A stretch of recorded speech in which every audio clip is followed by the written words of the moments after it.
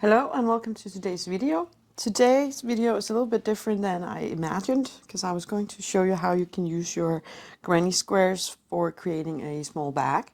But then I got a question from one of my viewers who wanted to know that when we start a granny square, and this goes for when we crochet in general, in rounds, can we start with anything other than a chain 3? So when we start, when we have a magic ring or we have a chain ring, can we start with anything other than a chain 3 on the first round and also on the second round? And yes, we can. I have learned over the years about at least 3 methods that I'm going to share with you today. I will admit that I often go back and do the chain 3s because it's fast and it's easy and I don't really mind the way it looks. But I have 4 samples here. One of them is made with the chain 3 and 3 of them are made with these other methods. So let's start with a little game. Can you guess which one is made with the chain 3? I'll get back to that later in the video, but first I want to show you how to make these other 3 different methods, and I'll give you the pros and the cons along the way, and we'll get back to the comparison. So I will show you all 3 methods working in a magic ring. So I have mine here.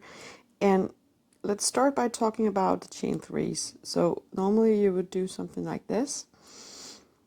And you would have your first double crochet. And you would just put a double crochet next to it. And I do see how that is, well, it is different and it does look not quite as good as the double crochet. But so the issue with this is we can't really start with a double crochet, because if we did, let's have a look at that. Let's say I would, and I will for the 3 other methods, I will start by chaining 1, and it has nothing to do with the technique itself. I just want to secure my magic ring. But if we were to start with a double crochet just like that without having the right height, we would go in, we would have our 3 loops for a double crochet, yarn over and go through 2, and we would yarn over and go through 2. And this looks odd and twisted, and it's leaning towards the right, and what we would consider the top chain is sitting out here, which is not really working for us when we get here. So that is why we can't do that. We need the right height. So let's start with the first method. So this first method is the stitch stacking method. It's very commonly used when you crochet in rows, and you can do it for single crochet, half double crochets, and double crochets. And we're doing it for a double crochet. So we're going to start by doing a single crochet into the ring, and then we're going to use this little front post that we have out here on the side. So we're just going to go in like that, yarn over and come up, and we now have 2 loops on our hook like that, and then we're going to yarn over and go through both loops. So this gives us a standing or stitch stacking, and I'm just going to put in a double crochet next to it so we can have a look. So it looks like this when they are next to each other. I'm going to finish this round, and then I'll meet you over here and I'll show you how we end this round and also how we start the next round using the same method. So I am done with this first round. So we're going to find the top stitch, and it's sitting up here. Very nice and very easy to find. So we're going to go in and slip stitch like that, and then we're going to start the next round. So we're going to, let's say this is a solid granny square, so we're going to start in the same stitch that we just came out of. So we're just going to go in and do a single crochet as we did before. So there's nothing different here, it's just a repeat. And we're going to use the front post over here. So go in, grab the yarn, come up, and yarn over and go through 2. And then you would just continue the double crochet in the next one, and that is everything there is to know about this method. So method number 2, again, I have my magic ring and I chained 1 to secure it so you can see what I'm doing. We're going to pull up a loop. It doesn't have to be as high as a double crochet, but we need enough height so we can, pull down on the loop, hold it tight towards your hook, come from underneath from the front to the back, and it now looks like we have 2 loops on our hook. Then we're going to yarn over like that and come up from the back, and we now have 2 loops on our hook. They're now secured, so you can let go. Pull up a little bit so the loops are just about the same height, and we're going to yarn over and go through those 2 loops, and this gives us a kind of double crochet. It looks a little better when we put something next to it. Just go ahead and do that. And I'm going to do the round and show you what it looks like as part of this round, and I'll show you how we can slip stitch into this top stitch and how we start the next round. So I'm done with this round. As you can see, we have our stitch from the beginning sitting out here. This one, the top stitch is a little more difficult to find, but still not that difficult, so I like to always just grab it with a yarn needle and mark it out. So it's right here. We can just go in and slip stitch. Let's do that. So it's right here.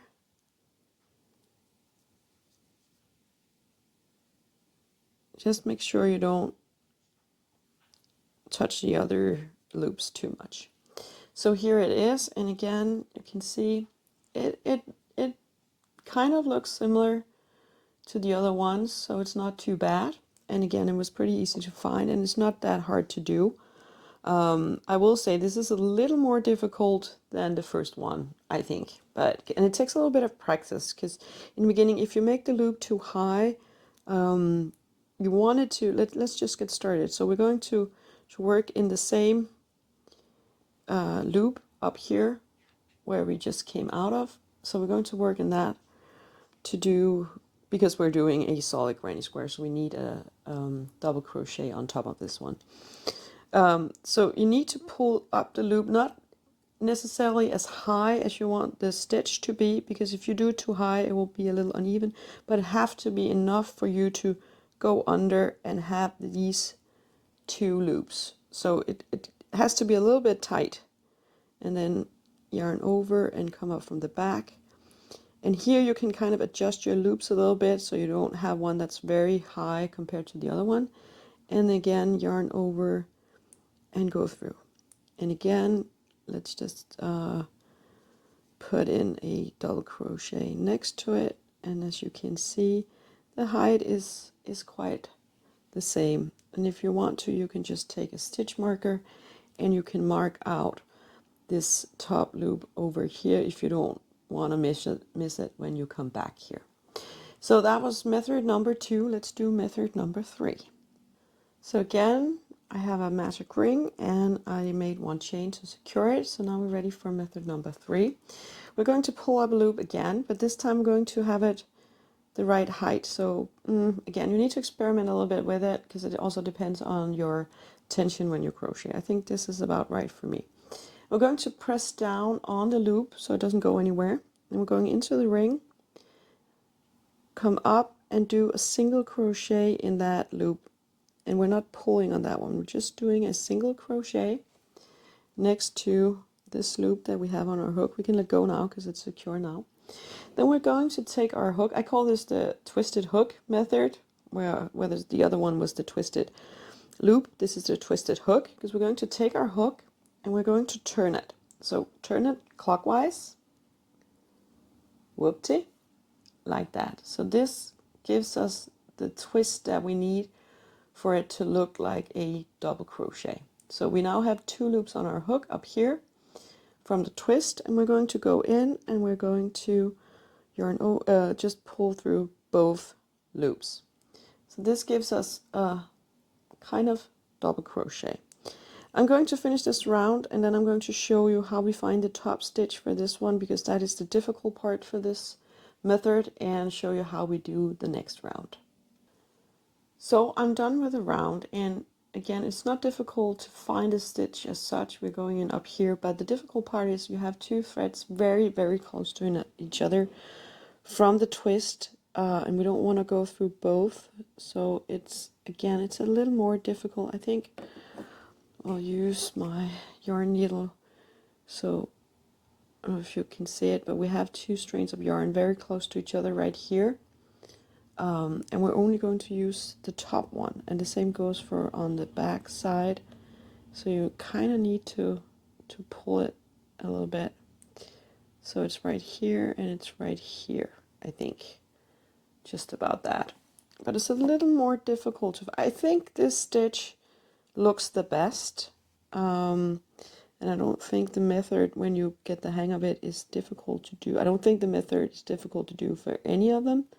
But I think this, you know, finding the right top stitch place up here is something that keeps me a little bit from doing it, because I think it's a little bit too much work. But let's do one more. So we're going to work in the same stitch as we came out of. So again, pull up a loop like that. Again, it takes a little practice to find the right height, but it should be fine. Press down. Go into the loop or the stitch right here, do a single crochet. Now we can let go. Take your yarn, take your hook and twist it clockwise. Again, it's those two loops that gets pulled very closely together that makes it a little bit difficult to find. Actually, I don't even know if we could we use maybe we could use a stitch marker to separate them already, because it's easier to see right now. I don't know if this would be too much work. Probably would, but hey, you can do it. And I'm just going to yarn over and pull through. And again, let's put a double crochet next to it. So here you have it. And because we did this with the stitch marker, we actually now have a very defined top stitch we could slip stitch into. So that was all three methods. Let's go back and reveal which one of the colorful ones I made that has a chain 3.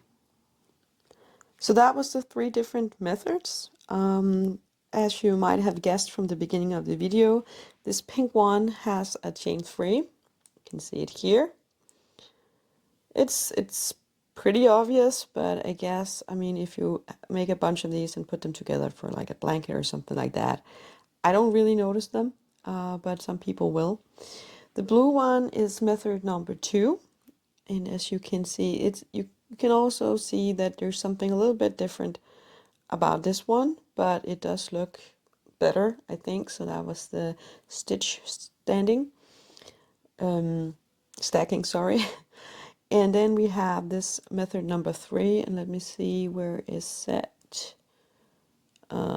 It's right over here. You can see it. I mean, especially for the first round, I think it looks really good. Second round, that might also have something to do with my technique, but I guess it's okay. And then this one is the 4th one. You can see it also is also kind of obvious over here, but again, the first one does look pretty good. Again, it takes a lot of practice, and you'll find your own way, I'm sure of it. But you know, please let me know, do you like these ones? Are you doing the chain 3s? Are you continuing with the chain 3s? I think for me personally, I might actually start doing the standing stitch a little bit more, because I do use it on rows as well. So I might remember that a little bit more when I do the granny squares or when I crochet in a round. So as I said in the beginning, this video was kind of dedicated to a viewer and a question. And so if you have any questions or anything you would like me to show you or talk about, just let me know in the comments below, and maybe I'll dedicate the next video to you. Other than that, have a great day and thank you for watching.